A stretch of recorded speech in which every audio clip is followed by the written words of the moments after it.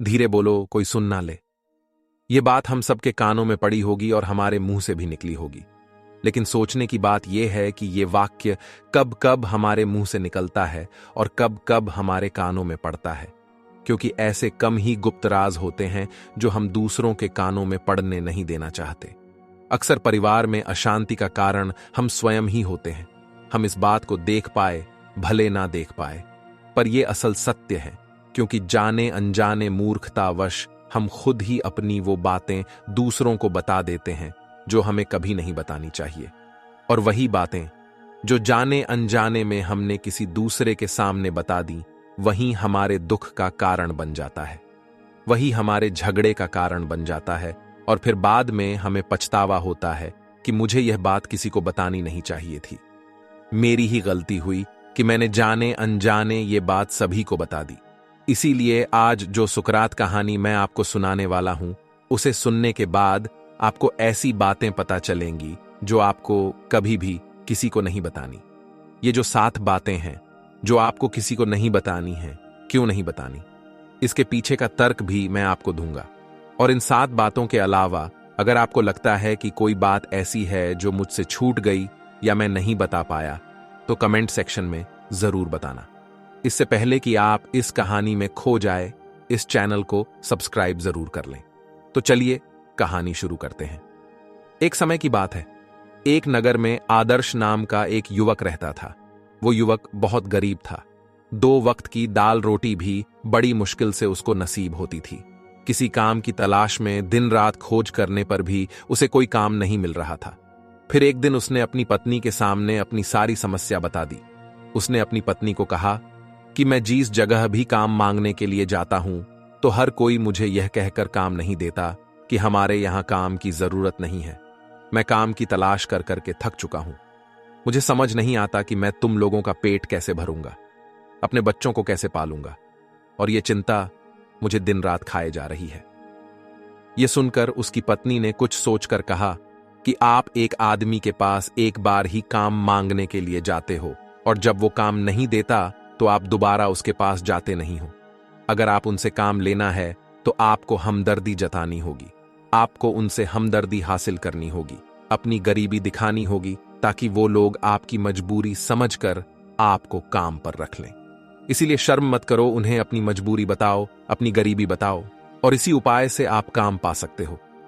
ये बात आदर्श के मस्तिष्क में बैठ गई और अगले दिन काम मांगने के लिए वो उसी सेठ के पास जा पहुंचा जहां पर वो पिछले दिन काम मांगने के लिए गया था। लेकिन इस बार उसने हाथ जोड़कर उस सेठ से प्रार्थना की, उससे विनती की कि वो बहुत गरीब है और उसे काम की बहुत आवश्यकता है। वो जो कुछ भी उसे देंगे उसमें संतुष्ट हो जाएगा। कृपा करके मुझे अपने यहां काम पर रख लें। उसकी ये हालत देखकर उस सेठ ने उसे अपने यहां काम पर रख लिया। वो रोज वहां पर काम पर जाने लगा।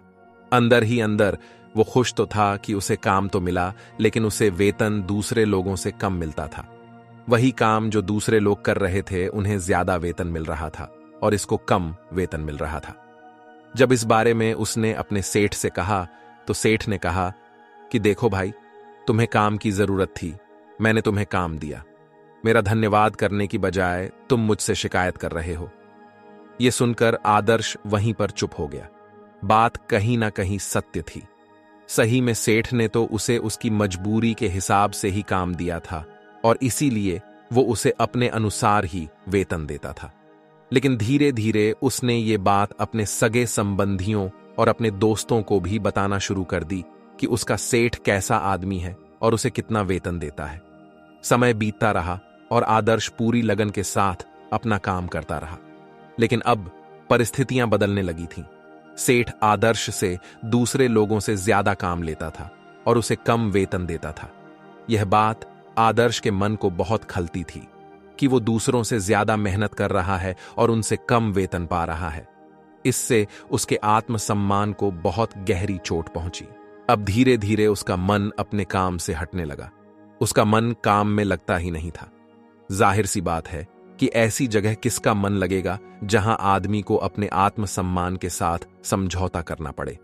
इसीलिए जल्द ही उसने अपना काम छोड़ दिया और वो घर पर आकर खाली बैठ गया। अब उसके पास घर का खर्चा चलाने के लिए भी पैसे नहीं बचे थे। इसीलिए उसने अपने सगे संबंधियों और अपने दोस्तों से सहायता मांगने शुरू की। लेकिन उसके दोस्त उसके सामने तो उसे दया का पात्र समझते थे, उसे दिलासा देते थे, लेकिन पीछे से उसका मजाक उड़ाते थे। वो कहते हैं कि कितना बेवकूफ है, सेठ ने इतना काम लिया और बेचारे को पैसे भी नहीं दिए।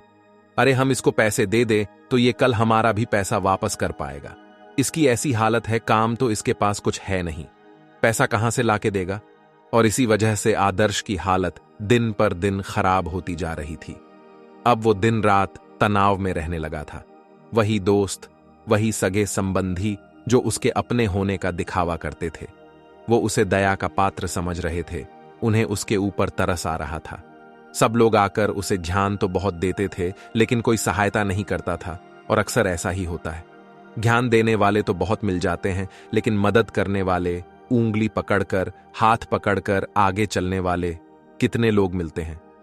एक दिन उसे पता चला कि पड़ोस के गांव में एक भिक्षु आया हुआ है जो बहुत ही ज्ञानी है। आदर्श इतना तनाव में था कि उसे कोई रास्ता नजर ही नहीं आ रहा था। इसीलिए जाने या अनजाने वो उस भिक्षु के पास पहुंच जाता है। वहां पहुंचकर वो सीधे उनके पैरों में गिरकर रोने लग जाता है। वो रोते रोते उन्हें अपनी सारी परिस्थिति बताता है। उसे बताता है कि किस तरह उसके सेठ ने उसका फायदा उठाया और उसके सगे संबंधी उसके साथ कैसा व्यवहार रखते हैं। सारी बातें सुनकर भिक्षु ने उसे चुप कराते हुए कहा कि बेटा, ये सारी समस्याएं तुम्हारी बुद्धिहीनता, तुम्हारी मूर्खता के कारण उत्पन्न हुई है। अगर तुम्हारे अंदर विवेक होता तो इनमें से एक भी समस्या तुम्हारे मन को दुखी नहीं कर सकती थी, लेकिन तुमने अपने अविवेक के कारण, अपनी मूर्खता के कारण खुद ही अपने रास्ते में कांटे बिछा दिए। आज मैं तुम्हें कुछ बातें बता रहा हूं जो भूलकर भी किसी को मत बताना, और इन बातों का अनुसरण करते हुए तुम बाहर से मिलने वाले दुखों को दूर कर सकते हो जो बेवजह दुनिया की वजह से तुम्हारे अंदर पनपते हैं। पहली बात जो किसी को नहीं बतानी चाहिए वो है अपनी मजबूरी। अपनी मजबूरी का दिखावा करके दूसरों का दया पात्र बनके उनकी सहायता लेने की गलती कभी मत करना। हो सकता है कि आज वो तुम्हारी मजबूरी देखकर तुम्हारी सहायता कर दें, लेकिन कल वो तुम्हारा फायदा उठाने से भी नहीं चूकेगा। और अगर फायदा भी नहीं उठाया तो दूसरों के सामने तुम्हारा मजाक बनाने में वो आदमी कभी नहीं चूकेगा। इसीलिए कभी भी अपनी मजबूरी का दिखावा मत करो। अगर घर में 2 रोटी है, सूखी रोटी है, तो वही खाकर सो जाओ, लेकिन दूसरों को इसके बारे में भनक तक नहीं लगनी चाहिए।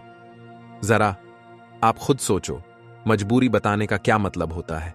एक इंसान का या तो वह दूसरों से सहानुभूति हासिल करना चाहता है या उनसे कोई आर्थिक मदद चाहता है, लेकिन अगर दोनों ही परिस्थितियां आप देखें तो दूसरा आदमी आपका फायदा उठाने से नहीं चूकेगा, और अगर वो फायदा नहीं भी उठाएगा तो अपनी नजर में तो वो आपको मूर्ख ही समझेगा, बेवकूफ समझेगा, और दूसरों के सामने आपका मजाक तो जरूर बनाएगा।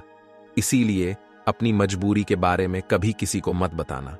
दूसरी बात जो किसी को भी नहीं बतानी चाहिए वो है अपनी अतीत की गलतियां और भविष्य की रणनीतियां। जरा सोचो कि अगर हम अपने अतीत की गलतियां किसी दूसरे को बताते हैं तो उसका क्या प्रभाव होगा। वो गलतियां ठीक तो नहीं की जा सकती, जाहिर है, तो उन्हें बताने का क्या मतलब रह जाता है। आप अपने अंधेरे पक्ष को खुद दुनिया के सामने बता रहे हो, खुद अपनी गलतियां दूसरों के सामने बता रहे हो। इससे उस आदमी की नजर में आपका एक चरित्र गठित हो जाएगा और वो भविष्य में हमेशा आपको उसी नजरिए से देखेगा। इसीलिए किसी भी आदमी की नजर में अपना चरित्र गठित मत होने दो। और जरा सोचो कि आप व्यर्थ में ही अपने भविष्य की रणनीतियां दूसरों के सामने बता रहे हो। जो लोग आपके काम का हिस्सा ही नहीं है, उनके सामने अपनी भविष्य की रणनीतियां, अपनी डींगे हाँकने का क्या फायदा। वो लोग आपकी सहायता तो नहीं करेंगे, लेकिन आपकी भविष्य की रणनीतियों में बाधा जरूर बन सकते हैं। आप खुद अपने विवेक का इस्तेमाल करिए और सोचिए कि आपके साथ भी ऐसा हुआ है कि आपने अपनी भविष्य की रणनीति किसी को बताई हो और वो कामयाब ही ना हुई हो। जरूर हुआ होगा। जरा गौर से सोचिए। तीसरी बात जो किसी को नहीं बतानी चाहिए वो है अपने घर की बातें। जो भी हमारे घर के अंदर आपस में बातचीत होती है, हमारे माँ बाप के साथ, हमारी पत्नी के साथ, हमारे बच्चों के साथ, वो बातें परिवार तक ही सीमित रहनी चाहिए। अगर आप इन बातों का दूसरों के सामने ढिंडोरा पीटते हो तो दूसरों को आपके घर में घुसने का एक मौका मिल जाता है और वह इसका फायदा उठाने से कभी नहीं चूकेंगे। वो आपके परिवार के सदस्यों को आपसे दूर लेकर जाने की कोशिश करेंगे। अक्सर ऐसा होता है, हम समाज में देखते हैं कि हम अपने घर के झगड़ों को कम करने के लिए उन झगड़ों को अपने पड़ोसियों और दूसरे सगे संबंधियों को बता देते हैं, लेकिन इससे आपको सहायता कभी नहीं मिली होगी, बल्कि आपके घर के लड़ाई झगड़े और ज्यादा बढ़ गए होंगे और वो जाहिर है वो बढ़ेंगे। अगर आप अपने माँ बाप की बात दूसरों को बताएंगे तो आपके माँ बाप को बुरा लगेगा ही कि हमारा बेटा हमसे बताए बगैर दूसरों को ये बातें बता रहा है। इसीलिए अपने घर की बातें और अपने घर की लड़ाई झगड़े किसी के सामने मत बताना। चौथी बात, जो मैं आपको बताने जा रहा हूं, जो किसी को नहीं बतानी चाहिए, वो सुनने पर बहुत अजीब लग सकती है, लेकिन उसका सत्य भी मैं आपको एक तर्क के माध्यम से दूंगा। मैं कहता हूं कि अपनी आमदनी किसी को मत बताना। अब अपनी आमदनी ना बताने के पीछे क्या मतलब हो सकता है? जरा सोचिए कि आप अपनी आमदनी अपने दोस्तों को बता देते हैं, तो जब आपके दोस्तों को जरूरत पड़ेगी तो वो सिर्फ आपको ही याद करेंगे, क्योंकि उनको पता है कि अगर आपकी आमदनी ज्यादा अच्छी है तो आप भी उनकी मदद कर सकते हैं, और इसीलिए ज्यादा लोग आपसे सहायता मांगेंगे। और जब आप उनकी सहायता नहीं करेंगे तो वो सोचेंगे कि इस आदमी के पास पैसे है, मेरी सहायता कर सकता है, लेकिन यह सहायता कर नहीं रहा है, और इसीलिए आपकी आमदनी आप दोनों दोस्तों के बीच एक झगड़े का कारण हो सकती है। कम आमदनी होगी तो लोग मजाक उड़ाएंगे और ज्यादा होगी तो सहायता मांगेंगे, तो अपनी आमदनी बताने का कोई मतलब नहीं है। पांचवी बात, जो मैं आपको बताने वाला हूं उसे आप गांठ बांध लेना और किसी को यह बात मत बताना। अपनी कमजोरियां और अपनी ताकत, अक्सर इंसान को पता नहीं होता है कि उसकी कमजोरी या उसकी ताकत क्या है, लेकिन अगर आपको अपनी कमजोरी और अपनी ताकत पता है तो पहली बात तो आप बहुत ही बुद्धिमान आदमी हैं, और दूसरी बात कि आपको ये बातें किसी से साझा नहीं करनी है, क्योंकि अगर आपकी कमजोरी या दूसरों को पता चल गई तो वो आपकी कमजोरियों का फायदा उठाएंगे, और अगर आपकी ताकत पता चल गई तो वही ताकत आपकी कमजोरी बन जाएगी, क्योंकि वो ताकत दूसरे आदमी को पता है और वो ताकत की कार्ड भी ढूंढ ही लेगा। अपनी कमजोरी और अपनी ताकत अपनी पत्नी या अपने पति को भी नहीं बतानी चाहिए, क्योंकि इसके बाद आपको घर में उनसे हमेशा दब के रहना पड़ेगा। छठी बात, अपने मित्र और अपने शत्रु।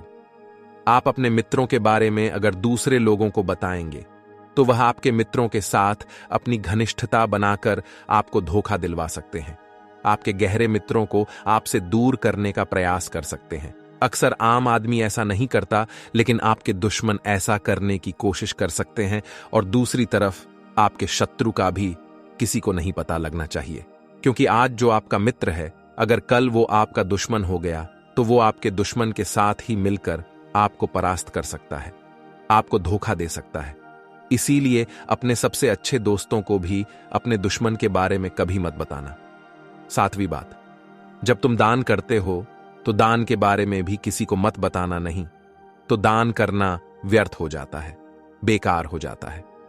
जब आप अपने दान का ढिंढोरा पीटते हो तो आप ये बता रहे हो कि मैं कितना बड़ा दानी पुरुष हूं, और ये आपके अंदर एक अहंकार निर्मित करेगा।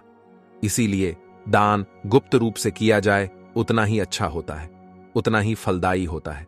जब आपका बायां हाथ दान कर रहा हो तो दाएं हाथ को बिना पता चले कि बायां हाथ दान कर रहा है। ये 7 बातें जो भिक्षु ने आदर्श को बताई, इनमें संसार के सभी सिद्धांत छिपे हुए हैं। इन बातों का अनुसरण करते हुए आप अपने घर में सुख शांति बना सकते हैं और घर के झगड़े हमेशा के लिए दूर कर सकते हैं। आप इन बातों के बारे में अपने विवेक से भी सोचेंगे तो आपको यह बातें सच मालूम पड़ेगी। हमारा कहानी सुनाने का मकसद यही है कि आपका विवेक जागृत हो। आप खुद उन बातों के बारे में सोचें जो हम आपको बता रहे हैं, और अगर हम गलत हैं तो आप कमेंट सेक्शन में वो बात जरूर बताएं जिस पर हम गलत हैं, और इनके अलावा भी अगर आप कुछ जानते हैं तो उन बातों को भी कमेंट सेक्शन में जरूर डालें।